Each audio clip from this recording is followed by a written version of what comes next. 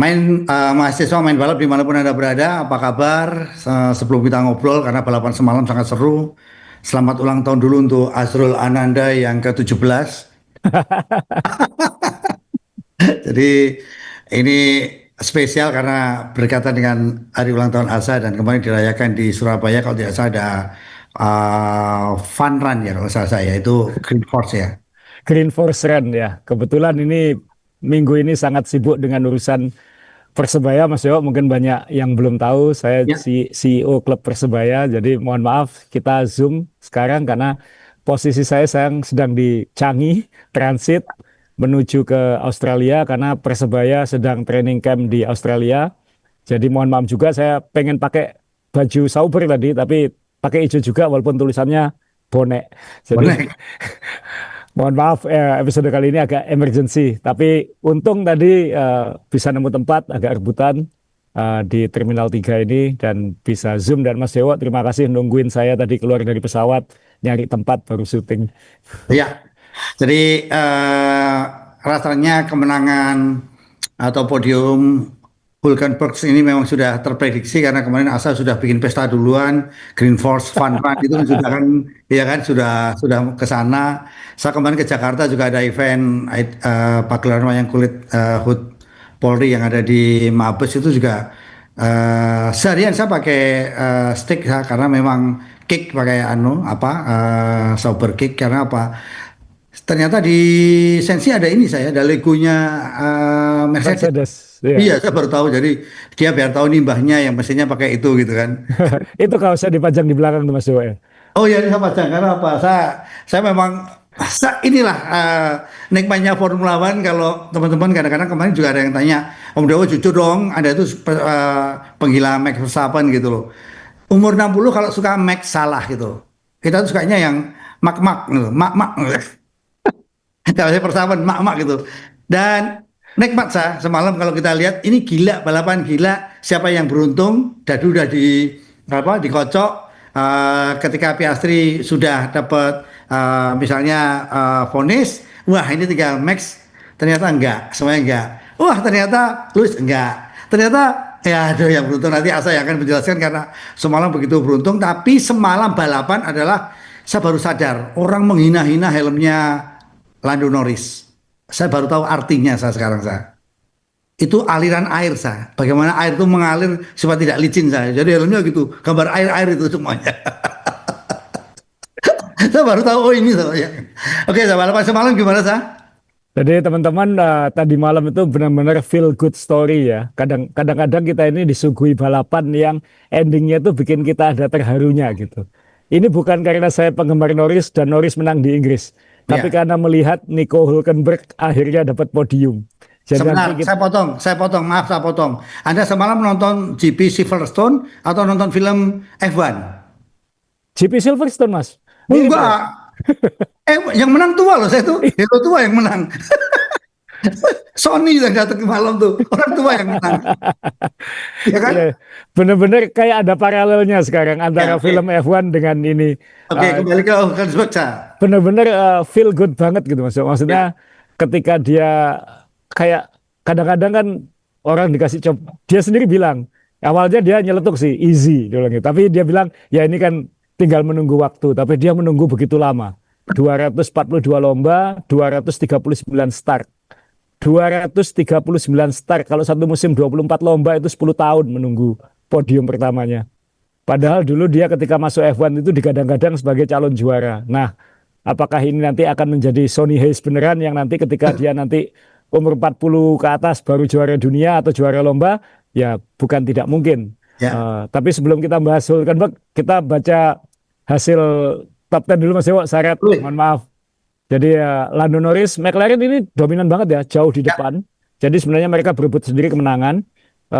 Bahwa Norris menang karena Piastri di penalti, tapi di Hulkenberg ini kan setengah menit lebih di belakang. Jadi belakang. sebenarnya Ya, dua-duanya ini begitu jauh. Nanti dramanya Piastri akan kita bahas agak panjang. Norris sudah mengakui dia meraih kemenangan ini bukan kemenangan terbaiknya, tapi siapa yang tidak ingin menang di kandangnya sendiri, Mas Yo? Kan ya. Hamilton sudah berkali-kali menang di situ. Norris baru kali ini menang dan dia punya tribun Lando Norris itu kan. Kalau Iya. kalau dilihat feel-nya kayak feel tribunnya Valentino Rossi. Ya, Warna neon seperti itu. Itu ya apapun ini home home Grand Prix dan dia menang, dia sudah menang Monaco tahun ini, sekarang dia menang Inggris. Apakah ini turning point persaingan juara dunia? Kita lihat nanti. Tapi yang jelas selisih poin keduanya sekarang makin ketat. Piastri, apakah dia seharusnya layak menang kemarin? Ya, tapi Piastri kemarin juga ketahuan membuat kesalahan atau tindakan yang mungkin dia masih perlu belajar. Karena apapun dia ini masih baru, Mas Yo. ya, Apapun dia ini masih belajar tarung di depan. ya, Apalagi tarung dengan Max. ya. Nah, yang nomor tiga ini om-om kita ini bicara soal om-om, dia masih 11 tahun lebih muda dari saya, Mas Yo. Cuman dia 37 tahun, jadi Nico Hulkenberg akhirnya tadi malam tuh benar-benar kayak bahagia gitu, kayak endingnya tuh kayak enak gitu, tidur Ya, karena kayak ada keadilan untuk seseorang. Itu yang saya rasakan, karena dia sudah merasakan naik turun F1 dan lain-lain, sekarang akhirnya bisa minimal naik podium sekali. ya, Kasihannya cuma satu, tapi nanti saya sampaikan. Nah, ya, Hamilton saya pikir bisa nangkap Hulkenberg. Saya sempat mikir betul. jangan-jangan Hamilton ini ngasih ini. Ya, Tapi kalau kita lihat pace-nya memang satu Hulkenberg maksa banget dan dia bilang habis lomba dia bilang wah ini kalau Lewis dapat istimewa tapi saya juga akan maksain kayak gitu. ya. Verstappen tetap bisa nomor 5 walaupun dia pole position tapi dia sempat melintir sendiri. Mungkin. Nanti kita jelaskan kenapa kok dia bisa pole tapi ketika balapan berantakan. Nanti itu ada penyebabnya dan itu sangat teknis. Ya. Belum tentu salahnya dia juga. Kemudian Gasly sulit dipercaya ini hasil terbaik Alpine musim ini nomor 6. Dan gila ya, semalam pertahanannya gila ya. Dia mati-matian itu. Dia Banyak berusaha disorot ya semalam. dia berusaha nomor 5 juga sebenarnya tapi Ya, disalip Verstappen di akhir. Kemudian Lance Stroll hampir ya, podium tapi mobilnya tidak pemakaian bannya terlalu boros katanya jadi dia tidak bisa bertahan. Albon ini juga dia bilang gara-gara dia iring-iringan sama Sainz itu sempat merugikan dia karena kalau pit stop harus gantian. Jadi dia tidak bisa maksimal posisinya tapi dapat poin lagi setelah beberapa kali DNF. ya, Fernando Alonso tetap dapat poin dan dia ngeluhkan hal yang sama dengan Stroll dan Russell yang gambler pertama saat start gamblingnya nggak berhasil.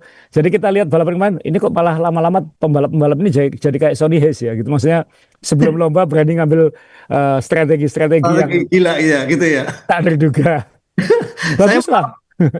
nggak, saya mau melihat begini, balapan semalam itu karena Inggris itu kan kerajaan, di situ kasta-kasta tertinggi, orang-orang yang hebat-hebat itu, jadi orang-orang yang malas karena sudah terlalu kaya itu semalam kelihatan ketika hujan tidak hujan, hujan tidak hujan kelihatan.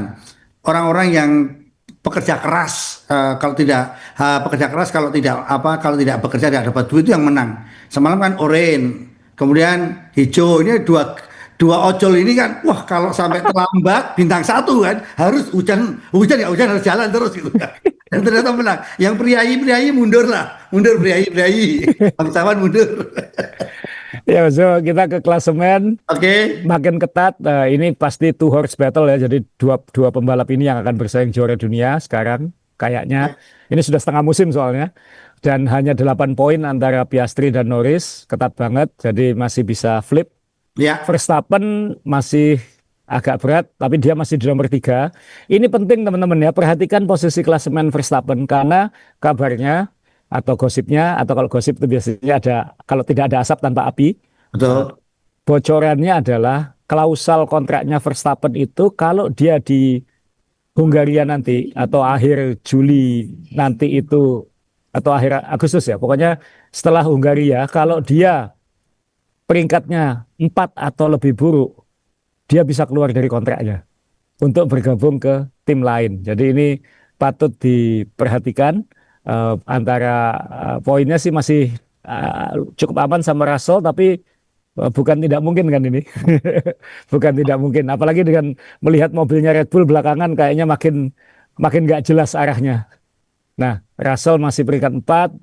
Wah, Ferrari kemarin belepotan banget. Hamilton yang masih bisa mendapatkan poin. ya, Antonelli juga nggak berhasil finish. Albon cuma nambah sedikit poin. Hulkenberg yang melonjak ke peringkat 9. Melompat tepatnya. Sekarang tiba-tiba 37 poin. Dan Ocon kemarin masih di peringkat 20 10 dengan 23 poin. Tim standing makin jauh, udah lebih Oh dari sekali ya. double. Lebih dari double sudah antara McLaren dan Ferrari. Mercedes dan Ferrari masih ketat, Red Bull makin kedodoran. Williams masih nyangkut nambahnya sedikit-sedikit. Sauber peringkat 6 Mas Yo. Satu podium. Iya. Ini Binotto sudah senyum-senyum Lisa. Ini bukan hanya Binotto Mas Yo. Ini eh, perannya orang yang kemarin menjadi pimpinan operasionalnya Red Bull. Sekarang ada di Oh, situ. Jonathan Whitley. itu yang Tak- paling berperan saya. Taktikal, keputusan-keputusan operasional luar biasa. Jadi banyak yang bilang ini Jonathan Whitley. Ini efek Jonathan Whitley. Dan itu kelihatan efek positif ke Sauber, efek berantakan ke Red Bull. Karena operasional Mas Yo. Operasional ya. Operasional ya. Jadi Ke- kuncinya semalam ini kalau operasional ini kan rumit semalam tuh Sa. ya, Hujan, tidak hujan, ya. kapan masuk, kapan keluar, harus apa strateginya itu kan tim operasional harus harus siap semua dengan strategi kan Sa. Ada orang yang harus berani ngambil keputusan Ya. dan dia pengalaman dan mateng gitu. Jadi wah itu Audi pertanda baik ini tahun depan. Ya, Racing Bull masih 36 sama dengan Ya. Aston Martin. Wah, ini poinnya sama sekarang. Aston Martin mulai naik. Alpine masih di belakang sekarang. Jadi Alpine ya ini berat kayaknya tim ini. Dan katanya nanti Colapinto juga akan digantikan dan salah satu kandidat penggantinya adalah Bottas. Botas. Oh. Jadi kita lihat juga nanti itu. Efek film juga ini ya orang tua-tua dikembalikan lagi ya. Tinggal nunggu siapa yang nanti setelah pensiun kembali lagi. Nah Oke, kita ini bahas dulu Sa. ya ini kita ke foto podium Mas Jo. Ini Ya. tadi saya ngomong Jonathan Whitley di Sauber membawa efek luar biasa. Ini orang yang naik podium untuk McLaren ini juga dari Red Bull dulu Mas Jo. Ini dulu orang aerodinamika kedua setelah Adrian Newey. Wih. Ini Peter Podromo. Ini aero gurunya apa kepala aeronya McLaren. Wah, jadi dia sekarang muncul lagi dan dia eh, mobil McLaren dominan banget. Jadi ini podiumnya. Jadi kita bahas Mas Yo ya, langsung langsung siapa Hulkenberg ya. Goldberg dulu Sa. Ya, satu aja yang saya Mas Yo. Dia pertama kali naik podium setelah sekian lama dapatnya Lego, bukan piala. Tapi yang ngasih seharusnya Ricciardo Sa. Kenapa? Hulkenberg. Dia suka gitu kan, suka Iya. gesek-gesek gitu kan. Iya. Kalau pakai Jadi Nico Hulkenberg. pialanya piala Lego ya orang tua dikasih Lego kasihan. Jadi ya, itu dan kalau kita bacakan lagi tadi statistiknya Mas Jo itu yang orang-orang benar-benar harus paham betapa susahnya seorang Hulkenberg untuk dapat podium ini. Ya, Dia harus menunggu 239 lomba start ya. Dia ikut 242 tapi dia start 239. Ini rekor balapan terbanyak sebelum dapat podium. ya, Nomor 2 Carlos Sainz 101. Nomor 3 Martin Brundle yang sekarang sudah jadi komentator itu ya. 91. Mika Salo 72 dan Nggak Johnny tahu. Herbert 67. Jadi eh, ya minimal dia dapat podium bukannya ratusan tanpa podium. Ya, Dan kayaknya ini rekor yang akan sangat sulit untuk dipecahkan. yang lain. Nah, bayangkan Mas, dia ini saya tampilin ya flashback Hulkenberg. Dia ini dulu naik peringkat itu top banget ya. Ini 2016 kalau nggak salah. Dan hampir 20 tahun yang lalu. Dia itu juara sekarang GP2 ya. GP2 sekarang F2. Dia tahun pertamanya langsung juara GP2. Dan orang banyak mengira dia akan langsung jadi bintang. Bintang. Dia sempat membawa Jerman juara A1 GP termasuk di Indonesia. Ya, Kemudian waktu tahun pertamanya di Williams, dia langsung dapat pole position Mas. seperti Untuk William. Williams. Waktu itu langsung dapat 2010 dia dapat pole position di Interlagos, sirkuit yang waktu itu cuacanya juga lintasannya juga basah. Jadi memang ada jago hujannya. Kemudian dia berkali-kali nyaris podium, termasuk waktu di Force India. Ya, Ini peringkat 4 ya. Bahkan dia hampir menang seharusnya kalau tidak nafsu atau emosi. Juga di situasi lintasan basah. Tapi baru sekarang dia benar-benar bisa naik podium dan mendapatkan Lego ini. iya. Kalau kalau melihat sejarah kan dia juga nggak main-main, pernah ke William, Ya. pernah ke Renault Reno juga pernah juga Ya, saya lihat, saya juga jadi penasaran pengen membuka bongkar-bongkar foto-foto saya karena tahun-tahun 2010 dan sebagainya. Cuman yang jadi pertanyaan saya ini pembalap karakter semacam ini ternyata kan orang bilang kurang bagus ya, untuk tim papan atas. Untuk tim papan bawah sekarang dengan cost cap gini kan kadang-kadang juga diperlukan. Karena apa? Ini kan sekarang sudah tidak ada lagi kayak dulu pay driver, kemudian apa sih? Kemudian harus bawa sponsor banyak. ya. Ini kan dibutuhkan tim orang semacam. Gimana kalau Asam melihat ini orang semacam ini, Sa? Ya itulah, ini antara dia itu matangnya terlambat, tapi kalau dibilang matang terlambat juga enggak, karena dia juniornya kan luar biasa gitu. Ya, Cuman ya memang nasib tidak ada yang tahu kan seperti apa Mas Jo. asik. Ya, Masalahnya ya, jadi dia nasib ini biasa. kalau kita bilang hebat, oh iya udah nunjukkan sekarang bersama Sauber dia bisa podium, bisa konsisten poin, apalagi sejak mobil Sauber yang tahun ini tuh ganti lantai itu kan floornya di upgrade dan dengan sentuhan strategi dan operasional dari Jonathan Whitley jadi hidup timnya. Tiba-tiba hidup dan berarti kan apa yang ditaruh Binotto sejak tahun lalu ini mulai membuahkan hasil. Nah, pembalapnya kan harus bisa eksekusi. Apalagi pembalap satunya kan rookie, jadi butuh dia untuk jadi leader gitu, jadi Sonny Hayes-nya untuk Ya, untuk ya, ngangkat tim ini. Kan dia kayak Sonny Hayes karena temennya kan rookie gitu. Nah ya, ini betul. dia bisa ngangkat dan dulu-dulunya kan dia juga sebenarnya konsisten kan, poinnya kan banyak banget Mas Dewa. Ya, Cuman ada yang bilang mungkin kualitas dia yang membuat dia tidak bisa lebih sukses lagi terlalu baik katanya. Terlalu baik, terlalu oh, kurang kurang kayak Sonny Hayes di film F1 itu kan ada nakalnya. ya, Ini enggak nakal. Jadi mungkin, iya, tapi untuk Audi mungkin ini penting pembalap kayak gini karena butuh orang yang stabil, orang yang bisa ngangkat tim, yang positif, yang auranya tenang. eh, Jerman juga, sama-sama Jerman. Ya mungkin ini jalur hidupnya lah. Siapa tahu tahun depan ternyata Audi lebih baik dari perkiraan orang dan siapa tahu dia menang kan? Kita nggak tahu. Tapi ini nunjukin sekarang F1 ini kan belakangan beberapa tahun terakhir generasi angkatannya Norris ini kan lagi dominan semua. Tapi sekarang angkatannya Bottas, angkatannya betul. Hulkenberg, bahkan mbahnya yang Alonso pun masih kompetitif kayak gitu. Alonso kan udah 40-an, ini Ya, kan masih N30-an, ini kan ya, angkatannya Bottas. Jadi masih bagus lah. ya, F1 berarti kan jembatan generasinya masih masih hidup gitu. Nah, masih hidup. yang Nah, yang kalau yang susah Asam Mas tadi Yo, bilang ya, sorry. apa? Yang susah Mas Dewo adalah kemarin Oh, itu saat lomba sangat ya, saya harus nonton highlight aja nggak cukup apalagi saya tadi di pesawat ya jadi nggak sempat nonton ulang lombanya hari ini. Biasanya saya tonton lagi karena nyatet khusus eh, Hulkenberg misalnya kayak gitu. ya, Karena kapan dia naik ke depannya itu kan, kan kalau kita nonton itu kan dia lap ke 10 dia masih peringkat 10. Memang langsung maju ke depan. Dia start 19 loh Mas Dewo. ya, 19.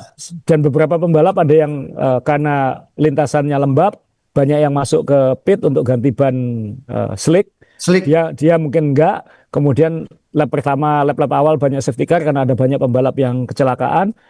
Diam-diam dia maju ke depan kan nggak banyak yang tahu. Stroll dia tiba-tiba di depan gitu.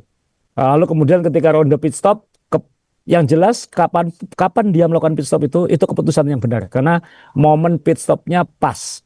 Sulit Mas Dewa saat changeable condition, kondisi kering basah itu kapan harus ganti ban. Ya, Kecepatan satu lap belepotan, terlambat satu lap kehilangan banyak waktu. tangan. Ya, Kapan pindahnya? Nah ini yang eh, di saat semua nyoroti ke depan, Hulkenberg pas semua gitu. Nah ini yang saya harus lihat lagi kapan dia melakukan itu karena ada delta waktu ya kemarin ketika lintasannya itu lembab pakai ban intermediate rata-rata waktunya kan 1:39 sampai 1:45 itu. ya, Tapi mereka menunggu sampai ke 1:35-an untuk pindah ke slick. Tapi pada 1:39, 1:38 sudah mulai banyak yang mencoba mendahului kayak gitu. Nah ya. ini jujur saya tidak sempat apa nih Hulkenberg ini pit stop itu karena itu kuncinya di situ, kuncinya di situ.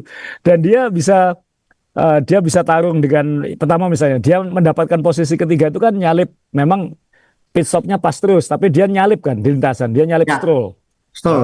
Dia nyalip Stroll nomor tiga, kenapa? Di belakangnya Hamilton sudah ngejar, udah mendekat. Ya, ya, Kemudian ketika Hamilton menguber pun tidak bisa nempel ke dia, padahal Hamilton punya DRS misalnya. Jadi kan dia Hamilton mendekat ke dia karena dia tertahan oleh Stroll. Begitu dia bisa nyalip Stroll, dia bisa menjaga jarak bahkan menjauh dari Hamilton. Berarti kan pace-nya bagus dan kita lihat di lintasan tadi malam Hulkenberg juga sempat ngedrift loh. Maksudnya dia nggak biasa-biasa loh, dia nge-push itu. Iya, Dan itu anulah mateng masuk pembalap yang bisa dipercaya gitu saat kondisi seperti ini. Cuman ya tadi pit stopnya nih loh, kapan ini? Ini mohon maaf teman-teman, saya benar-benar nggak sempat nonton lagi tadi pagi atau saat di pesawat. Jadi mohon maaf kalau kurang detail. Tapi yang jelas presisi, kapan pit stop, kapan enggak. Karena itu tim-tim lain bermasalahnya di situ kan, kayak Russell terlalu cepat masuk. iya, Kemudian ada pembalap lain yang Alonso misalnya, kan dia ganti slick duluan di akhir, itu juga terlalu cepat. Karena begitu Alonso masuk, saya langsung lihat delta waktunya kan, loh kok nggak cepat-cepat, malah lebih pelan, wah salah kecepatan ini. iya. Baru kemudian, karena itu menentukan Lando sama Piastri kapan masuk pit Pasti. itu. Nah, jadi adalah salut untuk eksekusi Sauber, salut untuk eksekusinya Hulkenberg, dan seneng lihat dia ini sama Bortolito juga kayaknya temenan baik karena Bortolito yang ngomong di radio ngucapin selamat ke dia. Iya, Ya iya. ini Manusiawi sekali, manusia sekali. harmonis Mas Yo. Ya, Lagi harmonis tim ini. Jadi ya. salut sayangnya satu ya bukan sayang sih. Lego.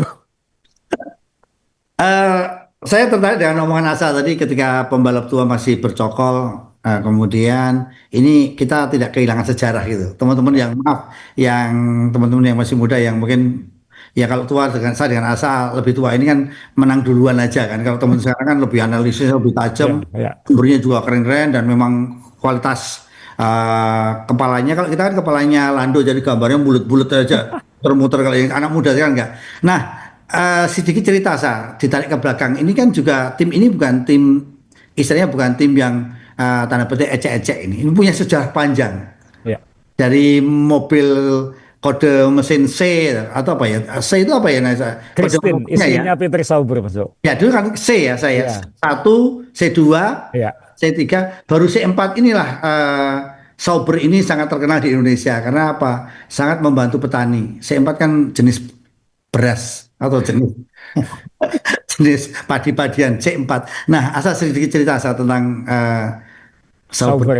Ya, Sauber ini ya ini muncul di era saat tim-tim independen itu berjaya di F1. Kan semua tim-tim F1 ini kan dulunya independen ya. McLaren itu dari Bruce McLaren yang dulu di orang Selandia Baru sebenarnya. Sekarang kepemilikannya Bahrain. Basisnya di Inggris. Jadi nggak tahu tim mana ini, tapi benderanya Inggris. Sauber ini kan dulu Peter Sauber, Peter Sauber. yang dulu sebenarnya lebih ngetop di Le Mans, di prototype.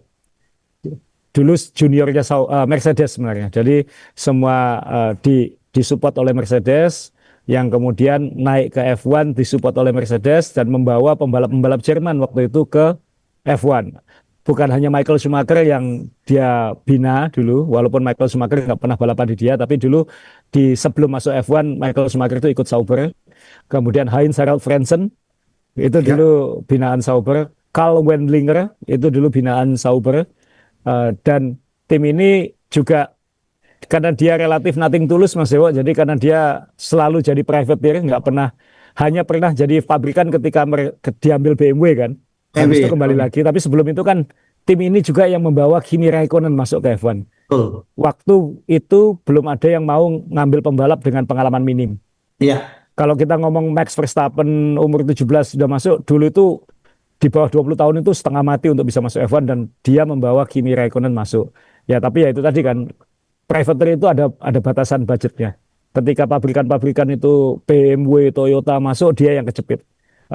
Akhirnya dia bersama BMW tapi ketika pabrikan-pabrikan itu tertekan ekonomi dunia, akhirnya ya, kembali ke dia lagi. ya, Tapi kan dianya sudah mungkin sudah resource-nya sudah kalah. Williams saja buktinya sampai ganti pemilik. McLaren pun ganti pemilik. Akhirnya Sauber pun juga yang terbaik terakhir adalah dibeli oleh Audi. Jadi ini tahun terakhir Sauber teman-teman. Jadi kalau misalnya punya replikanya Hulkenberg podium ini atau kaosnya yang stick yang tahun ini itu akan jadi collectible item. Dan sama-sama. ini yang membawa Petronas masuk ke F1 juga Mas Dewa sebelum ke Mercedes. Iya, betul Sa. Dan ini tim yang juga membawa Red Bull masuk ke F1. Oh, oh, Karena dulu sponsornya Red Bull Petronas kan. ya, Kemudian ya, Red Bull punya tim sendiri, Petronas ke Mercedes. Jadi tim ini sejarahnya itu punya peran besar untuk komersialnya F1 sekarang. Walaupun dianya sendiri mungkin tidak merasakan itu. Ya. Jadi ketika saya bilang tadi menarik sekali ya, karena Kimi, saya alhamdulillah punya topinya Kimi waktu di Sauber saya. Itu kan menurut saya, dan saya koleksi pertama saya itu Sauber karena apa? Waktu diajak Asa ke Sepang tahun 2001 pulang langsung saya cari di Delta Plaza itu ada diskon untuk Sauber cuma 200.000. Saya beli udah seneng setengah mati. Ternyata ini sekarang jadi Audi. Setelah itu saya nggak tahu semuanya. Nah, menarik kita lihat sejarah tadi, kemudian juga seorang pembalap yang tua tapi sekarang maaf tanda petik tua tapi sekarang juga masih bisa bercokol. Ini sebenarnya kalau kita ngomong apakah mobil F1 sekarang gampang dikemudikan dibanding yang dulu-dulu sah. Dulu kan pembalap kalau udah 30 hilang, 35 hilang sah. Ini sekarang kan sampai usia 40 pun masih bisa kompetisi dengan mobil F1 era modern sah. Saya nggak tahu apakah mobil F1 makin gampang, rasanya juga nggak, karena makin gede kan, Mas Yo. Iya, Makin gede dan makin rumit sebenarnya. Karena dulu kan tinggal mesin aja gitu, pakai iya, combustion engine. Sekarang ada elektronik, ada sistem-sistem yang rumit-rumit itu yang tua-tua ini berarti kan harus bisa keep up, iya. bersaing dengan anak-anak muda yang biasa main video game. Oh iya, betul Jadi betul. saya kira ya memang siapa yang bisa bertahan itu yang spesial. Hamilton spesial, Alonso spesial, dan ternyata Hülkenberg juga bisa beradaptasi gitu. Dia sempat terbuang, tapi diambil lagi, Ya. terbuang, diambil lagi. Jadi eh, pasti di internal F1 banyak yang tahu ini orang stabil gitu. Jadi kalau butuh yang aman, udah kasihkan Hülkenberg aja. Tapi Asa tadi bilang stabil. Saya setuju saya. Ketika orang pertama kali mau dapat podium walaupun tiga dengan tekanan Ferrari, Lewis Hamilton yang begitu kuat di kandangnya sendiri. Ini kan semalam kelihatan sekali ya. Saya kalau pembalap ini tidak istilahnya gopoh gitu kan, tidak ketakutan, tidak apa ya, tidak jadi apa salah atau apa gitu. Saya. Asa melihat ini mentalnya memang luar biasa begitu. Kalau dia bisa bertahan selama ini kan berarti dia sudah terbiasa under pressure, dan apalagi kalau kita lihat tadi kan pole position pertamanya itu saat situasi basah, hampir Ya, podiumnya saat situasi basah, dan sekarang dapat podium saat situasi basah. Berarti kan ini pembalap jelas kualitasnya. Tapi yang namanya belum pernah Mas Dewo kan jangan-jangan itu kan kutukan. Jadi sampai tikungan terakhir juga deg-degan. Ayo benar masih makanya. Mah, ini Hulkenberg bukan, Hulkenberg bukan. Begitu belok tikungan terakhir lewat lewat sini baru. Oh ya beneran. Karena sebelum itu kan kita nggak tahu Mas. Orang dulu kan sering F1 itu kayak Nigel Mansell dulu pernah sudah melambai ke penonton, Ya, mesinnya mati lap terakhir. uh, Kemudian Mika Hakkinen mesinnya meledak di lap terakhir, kan kita nggak tahu gitu. ya. Jangan-jangan jangan-jangan memang kutukannya Hulkenberg kan kayak gitu. Tahu. Jadi benar-benar sampai tikungan terakhir itu kita nggak tahu, dan tim kita bisa merasakan betapa bahagianya tim Sauber waktu itu.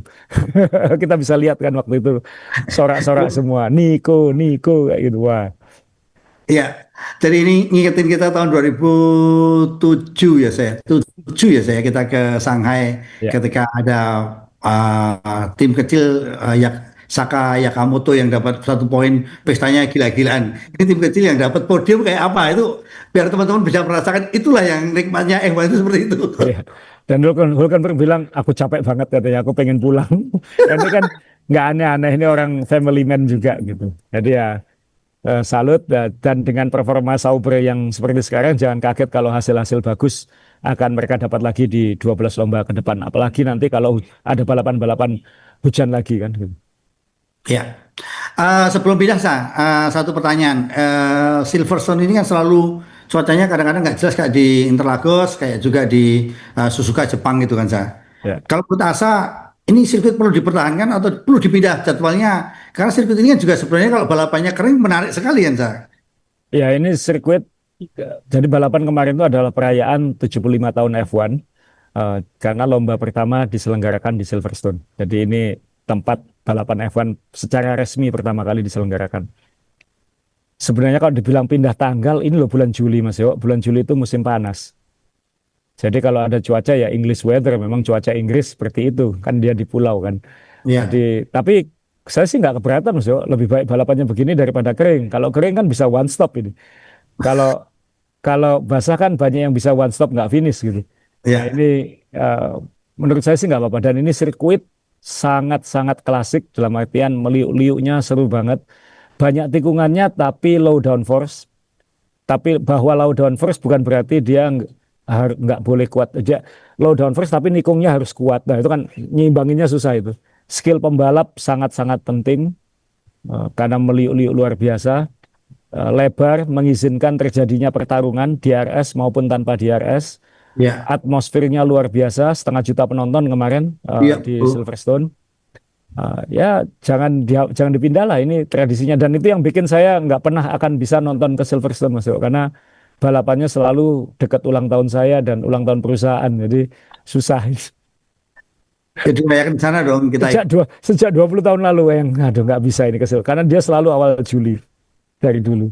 Iya, Tapi ya balapan kemarin bagus lah kan, kalau kan latihannya kering, qualifying ya makin dingin, tapi kemudian hujan, dan hujannya kan dia hujan pagi saat lomba kering tapi agak lembab, kemudian lap ke-10 yaitu hujan, kemudian hujannya agak deras, kemudian mengering dan mengering ke akhir, itu kan bikin jantung kita dan tim-tim naik turunnya kan bagus Mas. Jadi iya, nggak ngantuk nontonnya. Itu iya. menurut Dan saya jangan diubah lah. Silverstone biarlah, kan don't change what works. Apa yang sudah berjalan dengan baik jangan ganti. oke. Jadi semalam juga kita lihat ya seru sekali perang BMG-nya ya. Masing-masing tim ntar lagi hujan gini. Sementara kalau kita pawangin aja gitu kan. Mereka sudah pakai teknologi yang sangat canggih. Kita pindah sang. Ya, ya pasti kita harus singgung McLaren Mas Iwa ya. Jadi Ya, Norris ini home win yang paling menyentuh kemarin ketika dia di peluk mamanya orang namanya. Belgia ya, bukan orang Inggris, mamanya orang Belgia, dan dia bilang proud of you, love you. Ya, Wah itu kan ya. kayak anak-anak banget gitu. Iya, anak muda Itu gitu. ya, itu luar biasa. Dan eh, dia dapat 2 piala. Ini piala replika eh, balapan pertama F1 dulu tahun 50. Oh, Yang satu lagi Lego. Jadi hanya dia yang dapat 2. ya, Jadi kemenangan yang spesial karena pialanya 2, yang satu Lego, yang satu yang emas asli. ini. Dan ini ya siapa yang tidak ingin menang di kandangnya sendiri. Nigel Mansell dulu bilang balapan di Silverstone itu seperti nambah setengah detik sendiri semangat ya. Nah ini yang dia lakukan. Bahwa dia kemenangannya ini faktor ada elemen luck, ya. Ya, Eh, ada elemen kesalahan Piastri, ya. Tapi ya, kemenangan adalah kemenangan karena di balapan-balapan sebelumnya dia yang jadi korban kan kayak gitu. Sekarang kan ya ada naik, ada turun. Sekarang giliran Norris yang naik. Dan yang menarik adalah dia, kalau orang bilang dia dapat menang karena Piastri dapat penalti 10 detik, ya. Tapi ingat Mas Jo, dia sempat pit stopnya pelan 3 detik. Dan kalau kita pikir-pikir, kalau waktu itu pit stopnya normal, mungkin dia nggak menang Mas Jo. Karena kalau pit stopnya dia normal, dia di depan Verstappen waktu safety car. Kalau dia di depan Verstappen waktu safety car, Piastri tidak akan aneh-aneh karena di belakangnya teman sendiri yang pasti tidak akan ganggu. ya, atau melepaskan ya. Nah, malah Norris yang harus ngeblok Verstappen kan. Apa ya, betul masuk akal nih. Nah, Ya, karena Norris pit stopnya jelek, akhirnya Piastri harus mikirin Verstappen. Verstappen. Dan itu mungkin mendorong dia bikin manuver-manuver yang berbuntut penalti. Jadi Ya, yang di atas kalau ngatur hebat Mas Yo ya. Kita dikasih masalah itu baik untuk kemudian. Jadi kalau ya, sekarang kita menghadapi masalah ya itu hanya akan, itu ada yang ngasih jalan Mas Yo. Itu saya saya itu kita nggak mau ngomong religius tapi waduh seandainya tadi itu pit stopnya Norris, kan waktu pit stopnya Norris pelan saya sebel Mas Yo. Saya penggemar ya, Norris. betul. Tapi untung pit stopnya jelek. Iya. Untung pit stopnya jelek gitu. Kalau nggak menang dia. Padahal Itu itu yang bisa dirugikan ya, karena pit stop kan dirugikan dengan Max yang sudah bisa nyalip duluan kan itu. iya, lo kan Iya kan? Max melebar, Norris mah nyalip. Iya, Keduanya pit stop. iya, Logikanya kan Norris di depan Verstappen, tapi iya, karena pit stopnya Norris jelek, iya, Verstappen maju lagi ke depannya. Nah, gara-gara betul. itu menempatkan akhirnya si siapa Piastri harus di depan Verstappen, dan penaltinya kan karena ini. Jadi ya Norris dikasih jalan, Norris dikasih jalan. Dan itu adalah Piastri. Apakah Piastri itu layak di penalti? Penalti. Kan pasti kalau kayak gini pasti ada kontroversi. Teman-teman, seminggu yang lalu saya lupa pastinya uh, FIA akhirnya benar-benar merilis apa namanya regulasi tertulis tentang perilaku di lintasan. Iya. Sebelumnya kan ada yang bilang feeling-feelingan kan, Ya. wasitnya feeling begini, wasitnya feeling begini. Tapi akhirnya benar-benar dituliskan secara mendetail dalam buku aturan dan itu dipublish seminggu sebelum. Anda bisa ke website FIA untuk download itu sendiri kalau mau belajar. Nah, karena itu sekarang kenapa kok penaltinya 10 detik? Memang 5 atau 10 detik itu haknya wasitnya. Tapi ini banyak yang bilang ini memang layak di penalti karena FIA kalau ngasih penalti nggak sekedar feeling kan, dia lihat data. Dia ngelihat speednya Piastri itu berapa sebelum ngerem dan setelah ngerem berapa. Kemudian seberapa besar dia nekan pedal rem itu bisa ketahuan Mas Yo. Gila ya. Ya, jadi VAR-nya itu detail. Kamu nekan sekian PSI, Iya. kecepatanmu turun dari sekian ke sekian. Dan dari FIA kemarin adalah datanya, kalau nggak salah, mohon maaf saya nggak sempat, benar-benar nggak sempat munculin datanya. Piastri ngerem dari 218 km per jam ke 55. Hmm. Jadi mendadak gitu sehingga Verstappen harus menghindar. Iya. Verstappen mungkin tidak harus menghindar sejauh itu. Verstappen mungkin bisa nambah aja, aku lewatin aja sekalian supaya lebih dramatis. Ya, kan pembalap pinter juga gitu supaya makin dapat perhatian. Iya. Dan ternyata wasit sudah memperhatikan Piastri ini sejak safety car sebelumnya. Karena safety car sebelumnya juga mirip, cuman tidak sedramatis yang kedua ini. Jadi yang Nah, pertama dicatat sama wasit, oh kamu ulangi lagi, kita bahas. Diulangi lagi gitu. Nah, akhirnya makanya kan McLaren tidak bisa banyak komplain segala macam karena ketika diminta klarifikasi dijelaskan ini loh datanya. Dia ngerem sekian, kecepatannya turun sekian.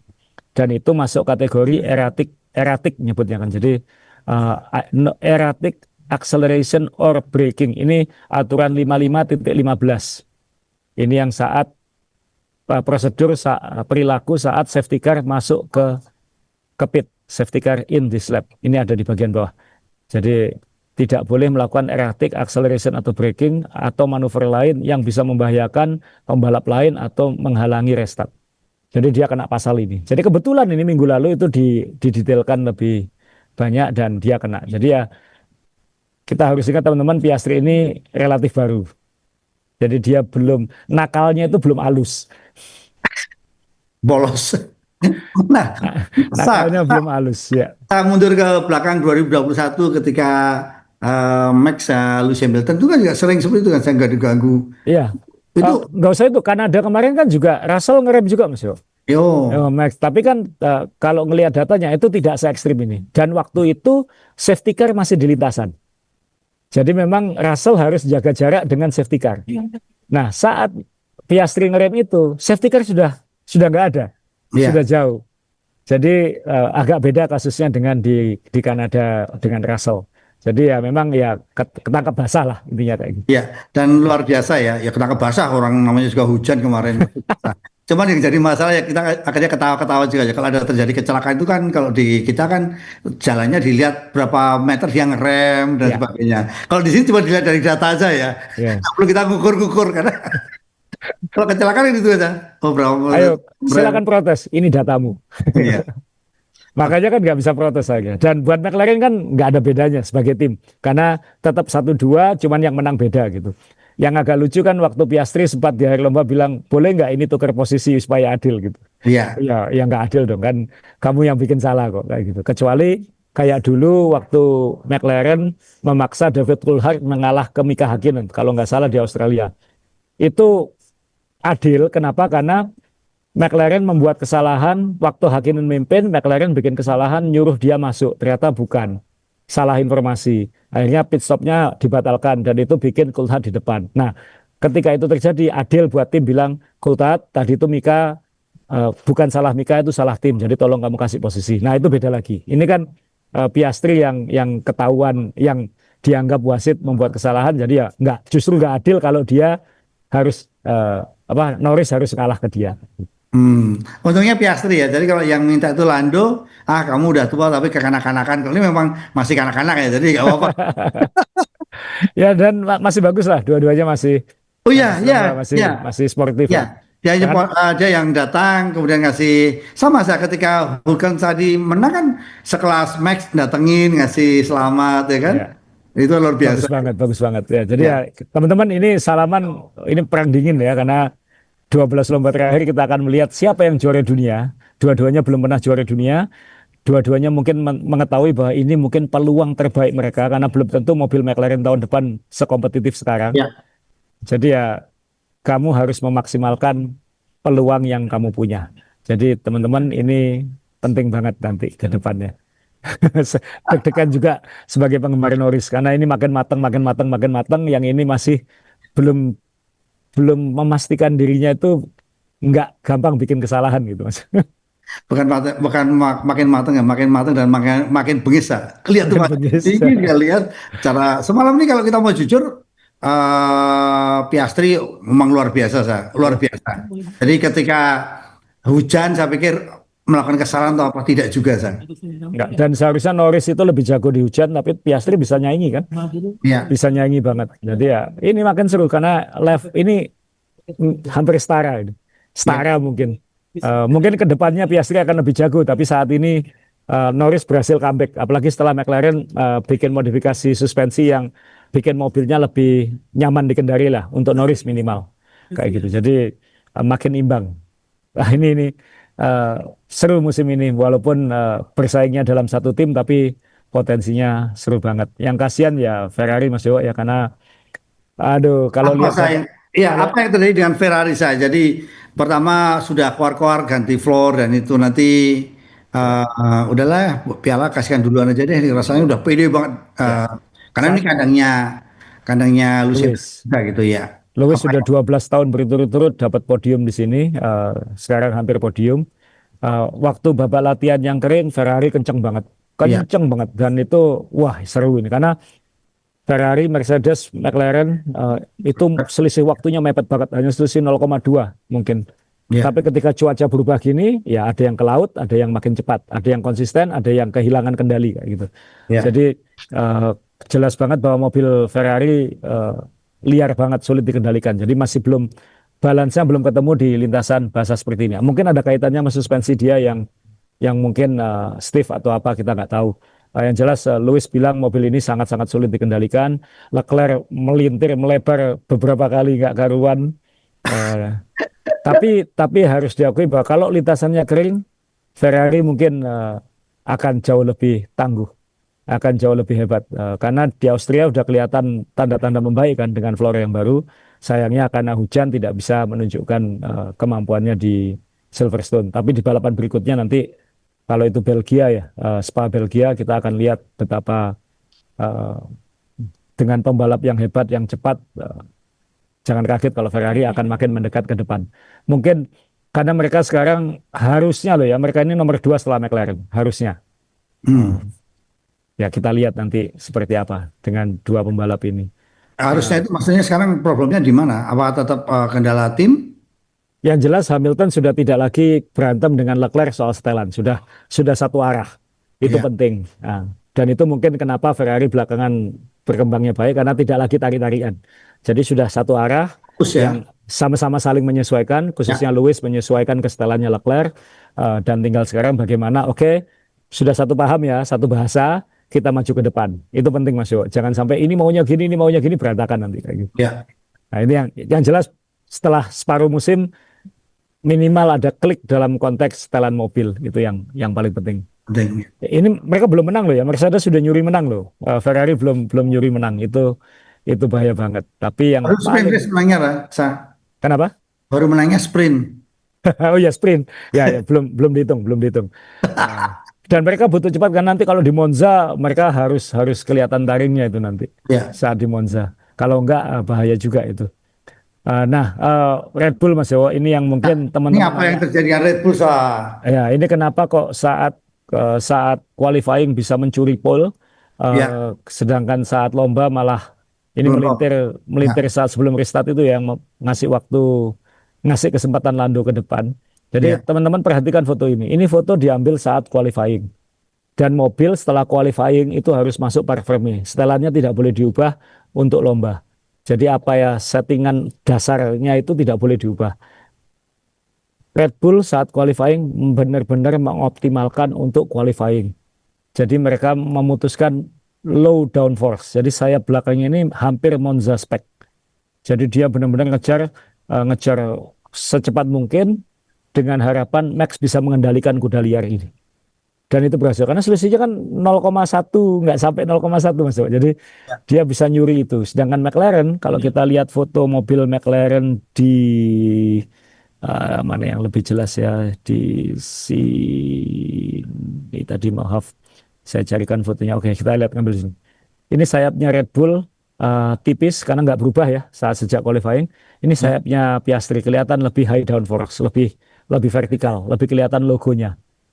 Jadi kenapa mungkin McLaren tidak bisa maksimal saat qualifying karena mereka tidak ingin mengkompromikan setelan lomba kayak gitu. Karena mereka tahu mereka punya mobil yang balance, jadi jangan aneh-aneh. Ya, Biarkan tim lain gambling. Nah Red Bull dia gambling dengan sayap itu dan yang terjadi adalah di saat hujan no grip, downforce-nya kurang. ya, Seandainya kemarin nggak hujan, ya mungkin lebih kompetitif gitu. Tapi karena hujan, akhirnya no grip dan sangat-sangat sulit dikendalikan mobilnya. Verstappen tidak akan bisa menyelamatkan mobil itu. Bahwa dia masih bisa finish nomor 5 itu ya spektakuler. ya. Ini ada perubahan yang menarik kalau kita lihat dari karakter dari Max. Max itu kalau mobilnya jelek ngamuk-ngamuk, ya kan? Hmm. Kalau kemudian juga kalau ada kecelakaan atau hal yang sifatnya merugikan, dia bisa ngamuk-ngamuk. Sekarang ini kalau kita lihat kemarin ditabrak Kimi juga dia nggak emosional gitu. Terus sekarang juga kelihatan sekali jarang sekali ngomelnya berkepanjangan di radio. Apakah dia memang menunggu ranking 4 sah? Satu Mas Yo, mungkin sudah pada fase nerimo. Sudah nggak bisa diapa-apain lagi. Aku udah maksimal, orang nggak akan nyalain aku dan aku juga maksimal. Ya. Dua, mungkin dia terima kasih ke Kimi. Benar kata Mas Yo, nanti jangan lupa ya, lomba berikutnya tabrak aku lagi. Aman kok, nanti aku sama kamu yang dibuang Russell. Dan tenang, kamu tidak akan dibuang ke Damri F1 Team kayak gitu. Dan update ke soal Damri teman-teman, tim Azaware sedang mendevelop merchandise Damri F1 Team. Oh, alhamdulillah. Kan kita anu ya. Tunggu tanggal mainnya. Ya, jadi intinya banyak pertanyaan, ini kaosnya dibikin atau enggak dibikin, cuman memang perlu proses ya kan. Nah, kita harus menghindari Hak cipta jebakan-jebakan. ya, jebakan hak cipta itu kan. Ya, kembali ke Max. Saat tadi kan ada asal nyebut ada klausul kalau dia juara harapan 1 atau nomor 4 dia bisa klausulnya bisa pindah. Nah, ada sih nggak sih pemikiran seakan jahat deh karena mungkin Red Bull tahun depan gak jelas. Asa juga bilang kemarin Mercedes menjanjikan, siapa tahu juga duitnya lebih banyak dari Mercedes. Boleh nggak jahat tanda petik jahat ngakali aturan itu? Ya, kalau jadi Max, kalau dia mau sengaja melintirkan mobilnya mungkin sulit ya karena pasti ketahuan datanya. Tapi dan dia ini orangnya sangat kompetitif. Tapi dia pasti sudah mikir sekarang karena tahun ini aja dia sudah setengah mati untuk bersaing di depan. Ini kalau bukan Max kan kayak Tsunoda ini. Nggak ada baunya sama sekali. Siapapun yang nyetir mobil Red Bull selain Max kan nggak bisa ngapa-ngapain gitu karena Ya, mobilnya benar-benar sangat-sangat sulit dikendalikan. Dan Max pasti mikir tahun depan seperti apa ini? Kan ya, yang dia takutkan 2026 dan seterusnya. Tahun depan regulasi baru. Red Bull sudah ditinggal bukan hanya direktur operasional pindah ke Audi, ke Sauber sekarang, bos operasional. Aerodinamis sudah lama pindah ke McLaren. karena Adrian Newey sudah pindah ke Aston Martin. Aston Martin ya, Jadi siapa yang megang tim ini nanti? Horner kan bukan desainer.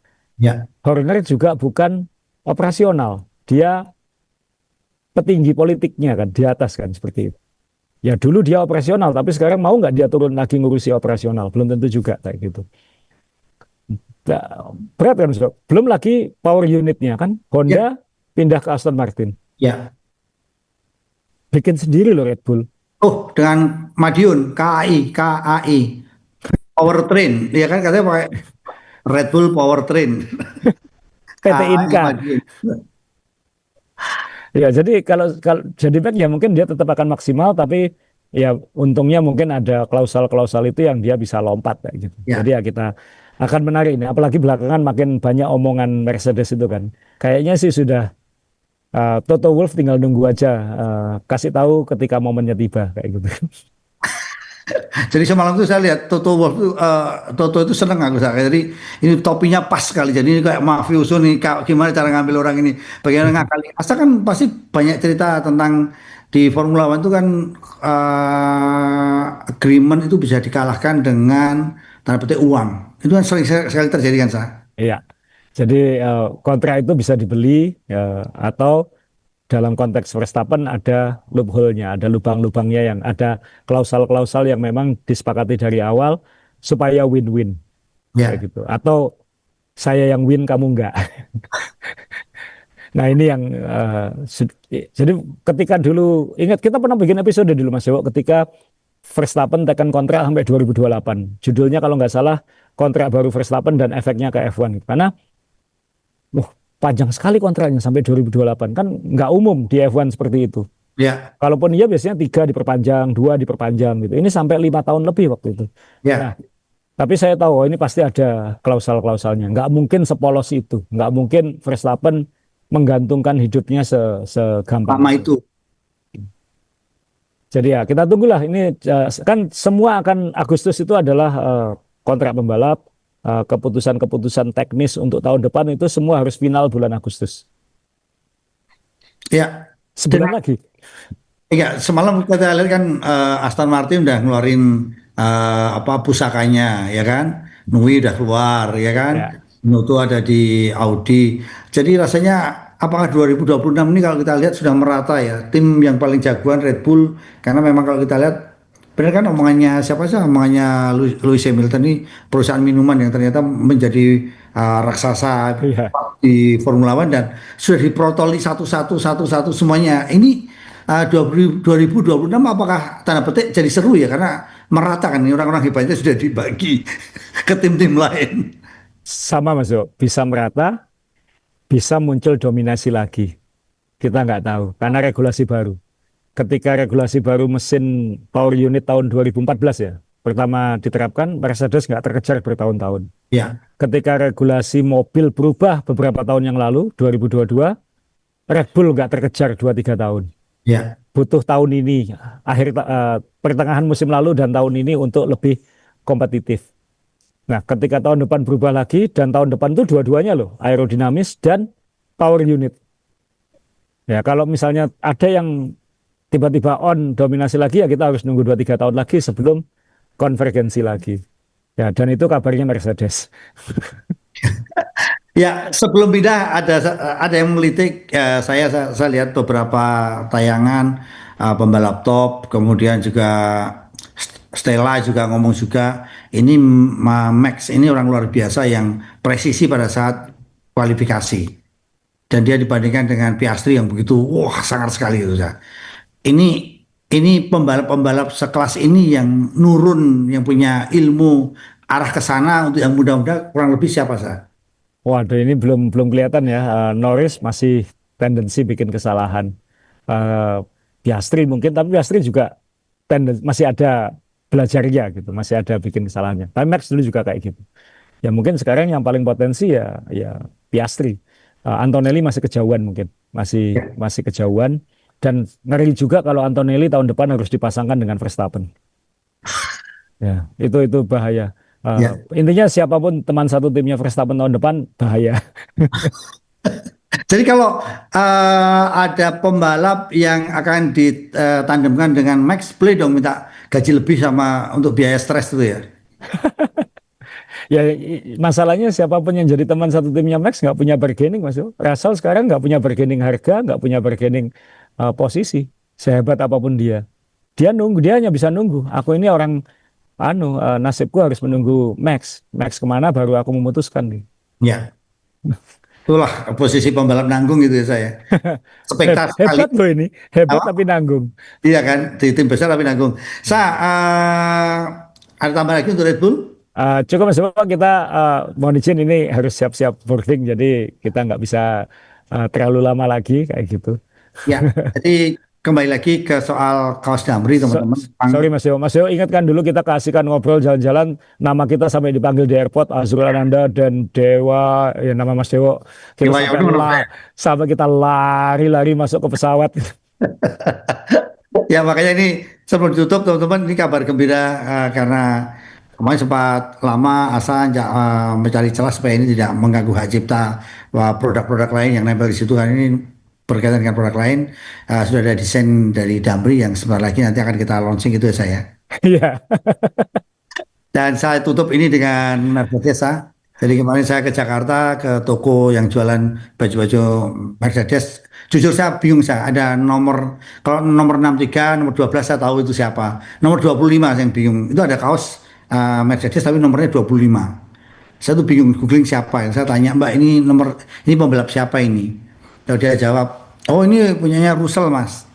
Oh iya ya Russell. Lah Russell kan, bilang. Ya. Russell kan 63, saya bilang. Oh iya ini bajunya nomor 25 kalau topinya 63. Jadi saya wah ini perlu nih teman-teman yang punya toko yang jualan itu rasanya perlu sedikit banyak harus kasih kasih bocoran ke adik-adiknya kalau jelasin kan karena kalau ketemu orang yang, wih kok bisa jelasin ya, seneng kan? Iya. Kita seneng kan? Ya saya Oh bilang, ya 25 ya. Saya penasaran, tapi ada itu barangnya di Jakarta kemarin.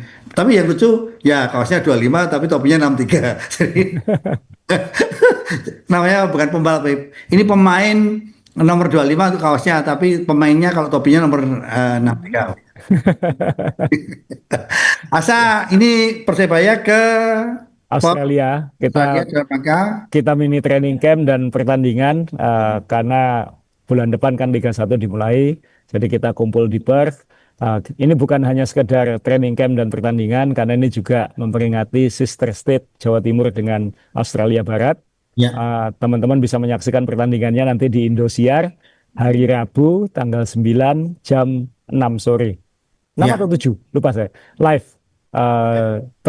Persebaya uji coba di Australia melawan tim Australia Barat dan itu live di Indosiar nanti hari Rabu Oke. malam. Terus satu lagi, ada acara lain, sepedaan di sana? Ya pasti kalau saya pergi pasti teman-teman sepeda atau komunitas sepeda di luar negeri pasti ngajak sepedaan, jadi saya bawa sepeda. Oke, terima kasih dan kemarin sukses untuk fun run-nya Green Force dan itu juga menandai saya udah dapat rezekinya teman-teman. Sepatunya Asa yang warna neon-neon itu sudah keluar lagi itu. Aza Run One, sepatu lari Aza yang pertama ya. Ya itu memang sangat ringan sekali jadi silakan bisa di googling di mana saya itu kalau nyari. Bisa di azaware.com atau bisa ke shopnya Azaware di Tokopedia atau Shopee. Ya, oke. Kalau ke Shopee sulit nanti ke McLaren sama kok warnanya. Baik, Asa, sukses untuk semua eventnya. Terima kasih teman-teman juga. Saya mohon maaf kalau kurang fit juga karena ternyata nyetir dari Jakarta sampai Surabaya kalau udah 60 tahun ya kerasa juga ya gitu. Ya itu kan itu namanya ada teman-teman yang komen Damri 24 jam itu Mas. Terima kasih sekali lagi. Sukses untuk kita semua. Sampai ketemu di balapan selanjutnya. Salam.